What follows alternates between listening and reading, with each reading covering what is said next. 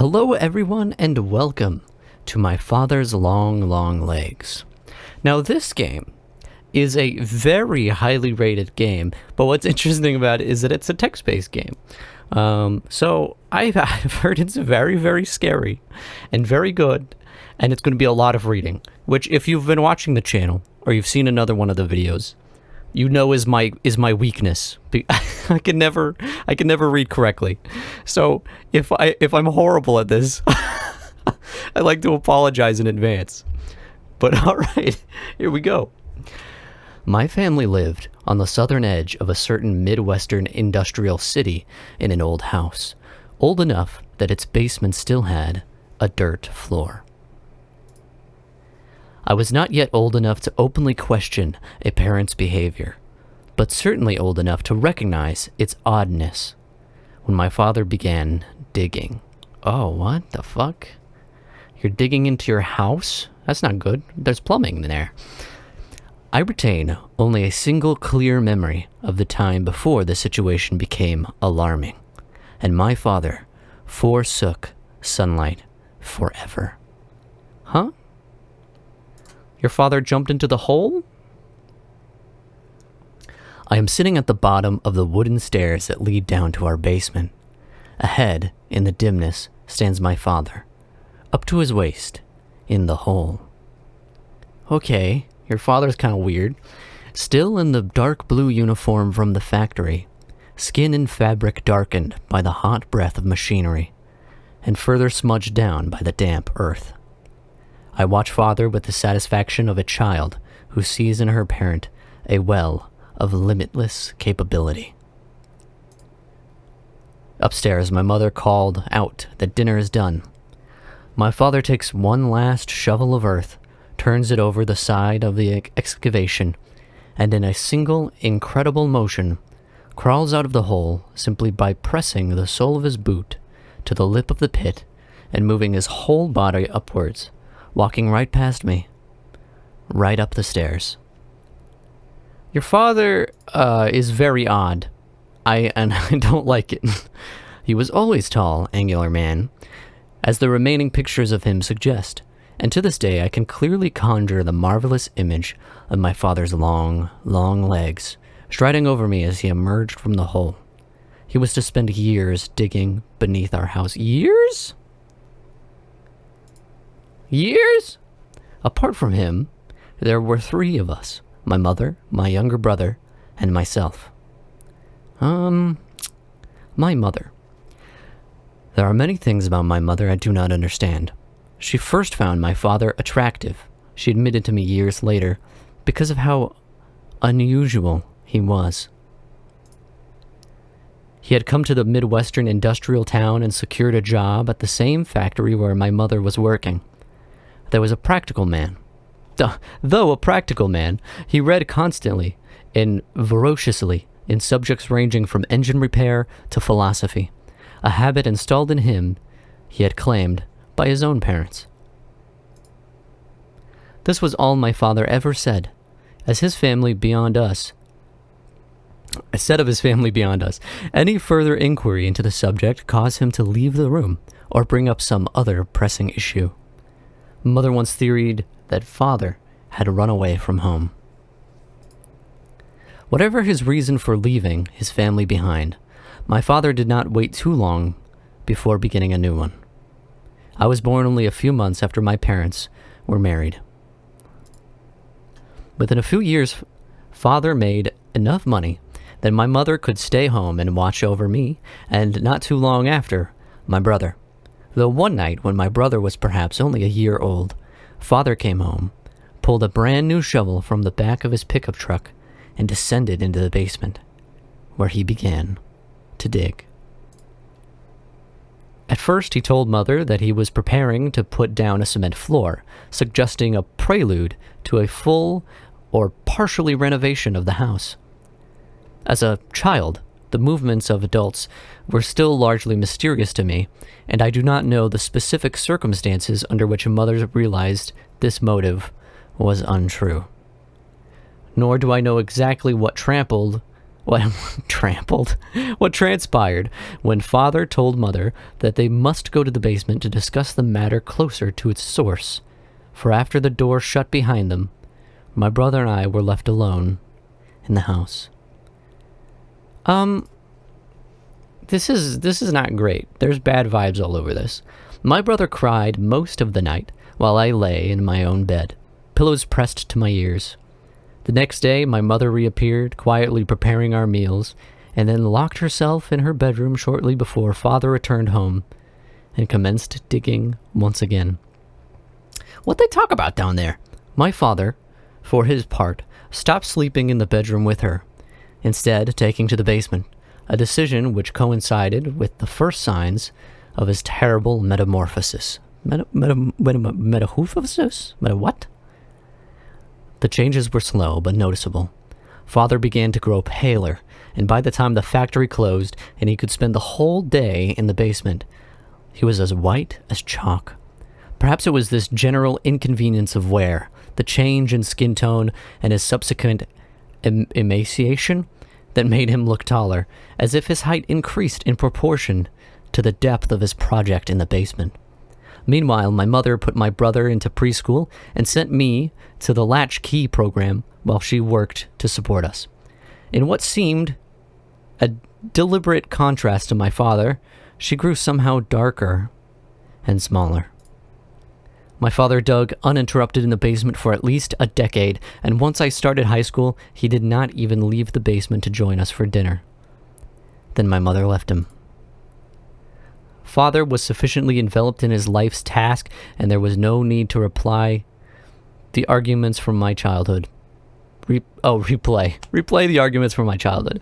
Whatever desire he once had to keep us home with him had apparently fallen away, lost in the depths of that pit. On her own, mother seemed to physically decompress, to become less bowed. She spoke more, laughed more. She had friends and lovers. We did not see my father at all after we left. Oh, okay, she took you with.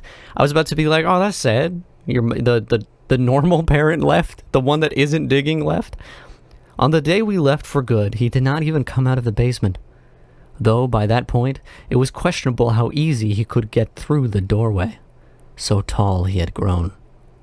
It was not until many years later that my brother suggested we pay a return visit to our father's house. Needless to say, my brother and I had different experiences of our early home life. My brother was young enough when my father began digging that it seemed to him as an indifferent fact of life. It seemed obvious to me that something was wrong with our home. Its wrongness was screamed, I thought, by the chilly terseness with which my mother moved through it, returning home from work in the late afternoon, serving meals, and retiring to her bedroom. The wrongness was screamed, of course, by my father, who, after losing his job at the factory, spent nearly all day in the basement, emerging at irregular intervals to eat and use the toilet. This is to say nothing of the physical changes he underwent as time went on. I think your father is a cryptid. That's my theory. The wrongness was screamed by my own actions. The heavy worry I felt that at any moment the fragile equilibrium of our home would be upset, and my brother's friends would witness the terrifying truth of our family situation.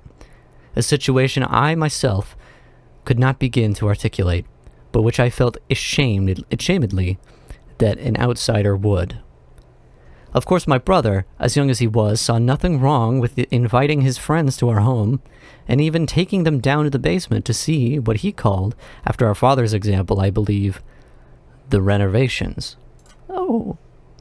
The friends never asked to return to the basement after my brother took them down there. Some of them quietly deigned to never return to the house at all, much to my relief, though my brother was often disappointed. I recall only one instance when my brother was perhaps 7, when one of his playmates made a scene. I believe my brother's friend came from a religious family, which may have been part of the problem, but that may also be something I recognize only due to my own biases. At any rate, though his cosmology was different from my own, he at least shared some of my anxieties when he attempted to explain to my brother that our father's project in the basement was deeply unnatural. I emerged from the living room because down the hall I could hear crying. I knew that my brother had a friend over, and so was prepared for the worst. The two boys stood outside the door to the basement, which still stood open. My brother looked up as he approached, at a loss at how to comfort his weeping companion. Wait, so the friend is crying? You're going to hell, our visitor informed me, after I managed to get him to look at me. That's where he's digging down to down there. That's where he's digging to down there, the child said, looking from me to my brother. He's digging to hell, and you're all going with him. Wow. That's not a very nice thing to say to somebody when you go to their house. My brother did not invite as many classmates over after that day, and I don't believe he ever invited any of them to see the renovations ever again. Are we really going to hell? He asked me one night, lying beside me in the bed after a nightmare. Sent him into the Murray room. I told him I didn't know. But is that where Dad is digging to? He asked. I told him there was no such place. Then why is Dad digging? In the early days, when I sat in the stairs and watched him work, my father had given me dozens of flippant reasons for his projects, seeking dinosaur bones, expanding the basement for a spare bedroom or a recreational space, looking for buried treasure, hoping to strike oil, suspecting a natural hot spring flowed beneath our house. All of these excuses had lost currency by this point, of course, and when asked what he was doing, as my brother told me, his religious visitor had inquired, my father had other things to say. This is not the real world, my father would say, or something along these lines. Well, that's a weird thing to say. What we think is real world is just a layer of dirt caked around the true core of the universe. Oh, that's a lot. And what is dirt? Inert matter? Dead weight? The remains of those who came and went before us, content only to further press down upon creation with their waste. Oh my God. There was a time when human beings were giants walking upon a small earth, but now the earth has grown fat and hateful with our soil, while we have grown small. Oh, starting here, I am scraping away the sediment, our congulated filth, congulated filth, and returning us to our original glory. Okay. If anyone ever says original glory ever, don't hang out with them. They've lost it. They've lost their plot. I assemble the manifesto from memory, from various interactions and variations Father offered us over the years, and certainly it was the sort of hearsay that had offended my brother's erstwhile friend.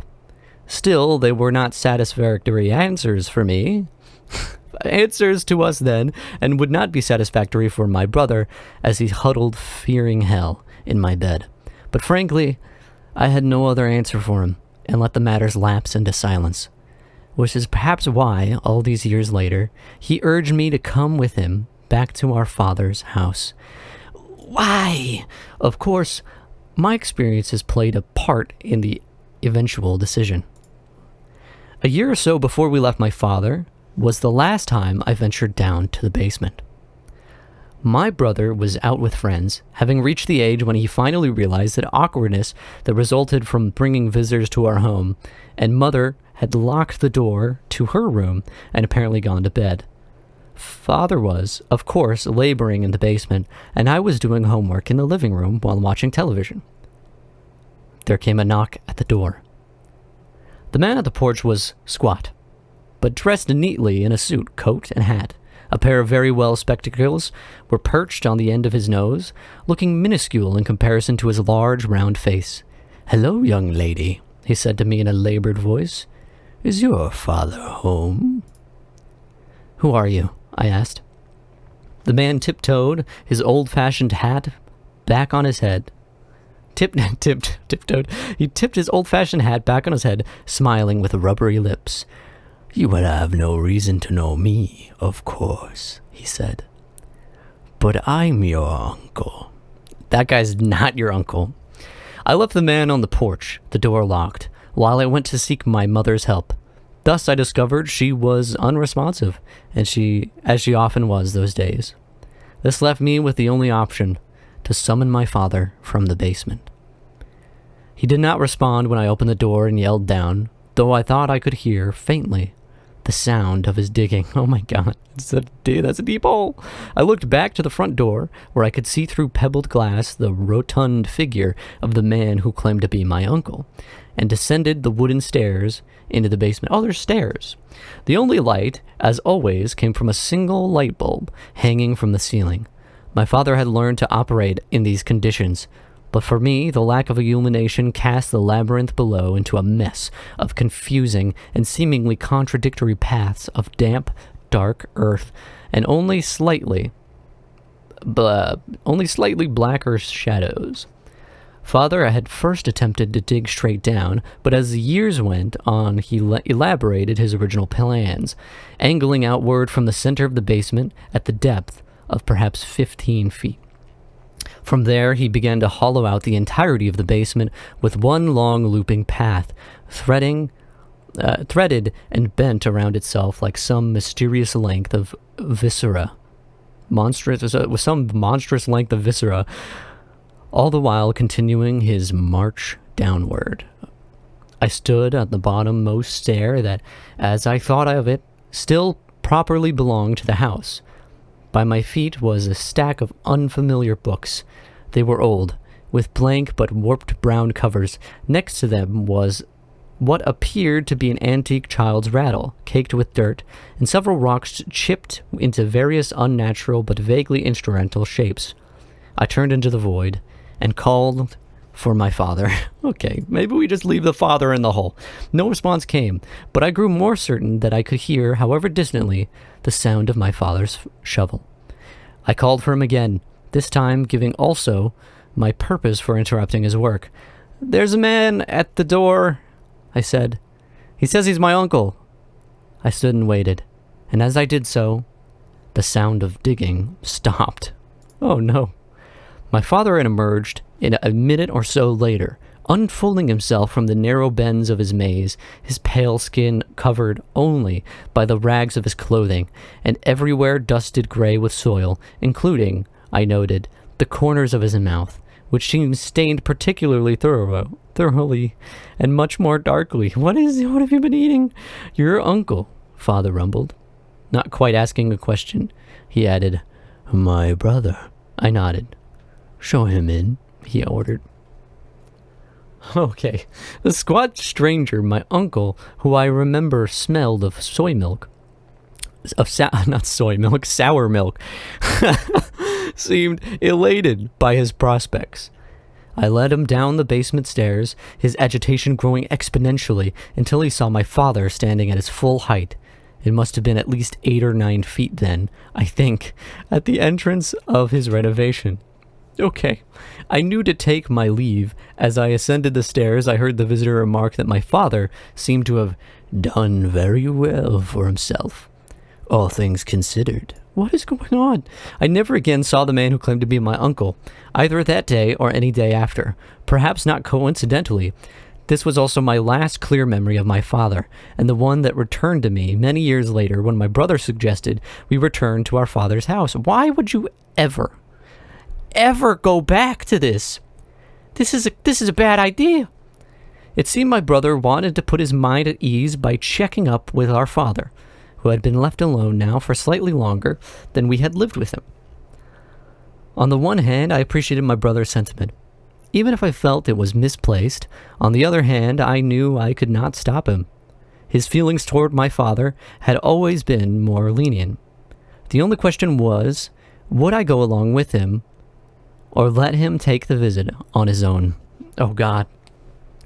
Here we are at the first real choice of the game. I feel like this is the one, on his own, just letting your brother go is the best way forward. You know, just cut your losses. You don't want to see the shit that he's about to see. But at the same time, I'm really curious about what's going on at Dad's house.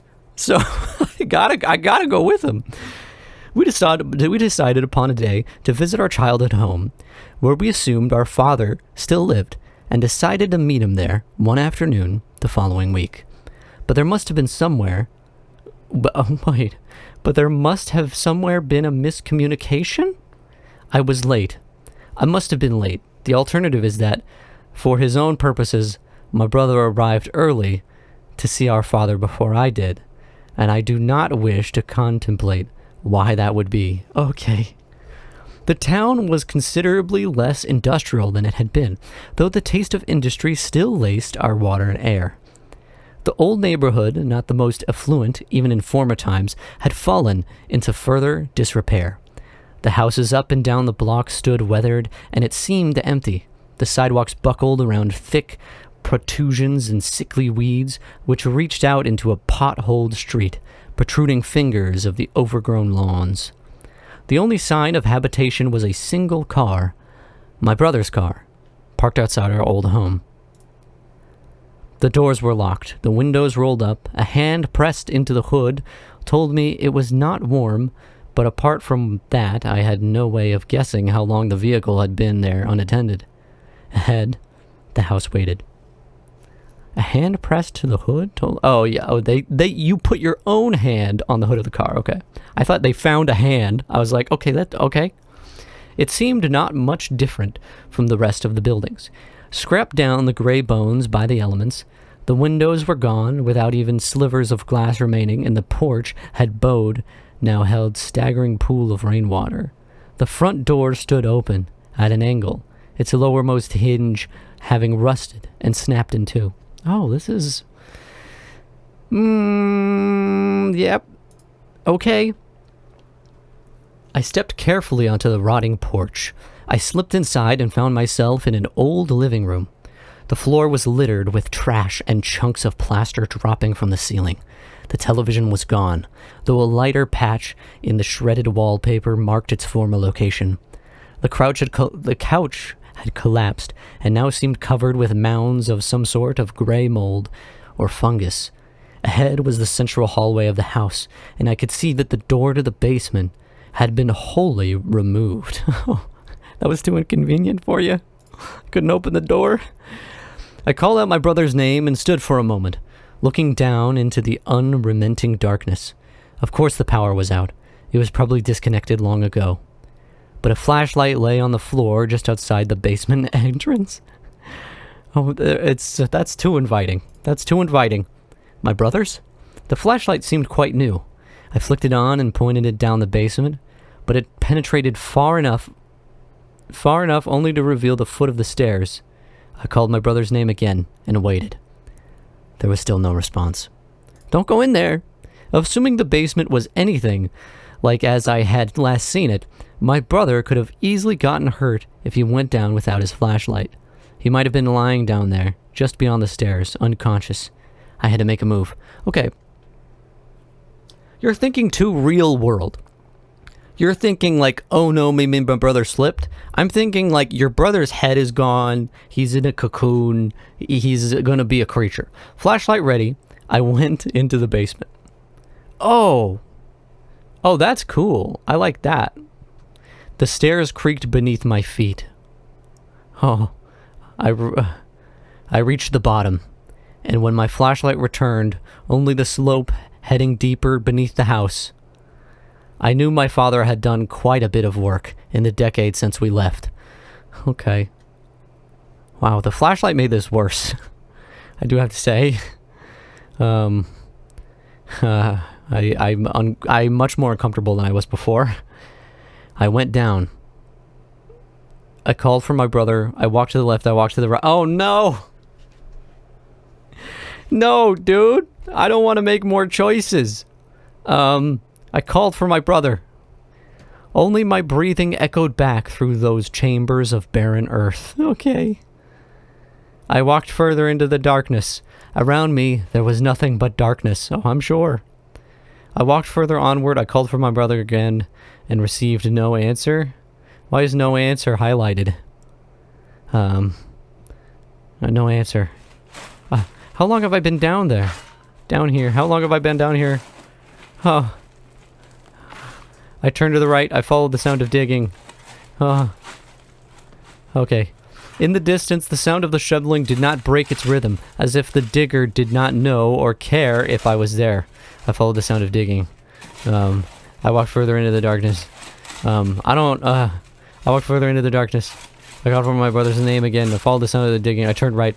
The musty smell of the old earth filled my nostrils. Okay. Brother! In the distance, the sound of the shoveling did not break its rhythm, as if the digger did not know or care. Okay. Okay, how about the digger? Where was my brother? I followed the sound of the digging. Where was my brother? In the distance, the sound of the shoveling did not... Okay. God damn it. Okay. I turned to the right. Was I going in circles? How would I even be able to tell? I followed the sound of the digging. I took a downward slope. Path left. I called my brother's name. Okay. We're going left. The path my father had eaten through, the earth stretched out in all directions.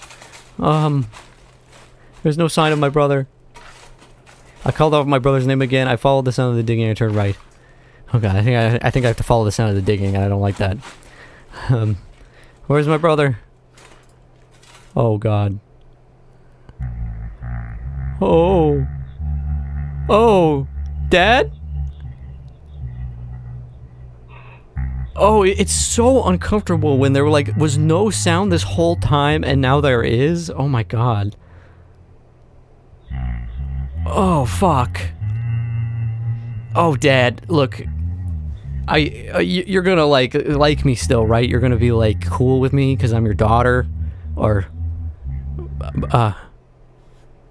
I did not find my brother. What did you find? I do not know what to tell our mother. I do not know where to go from here, what to do.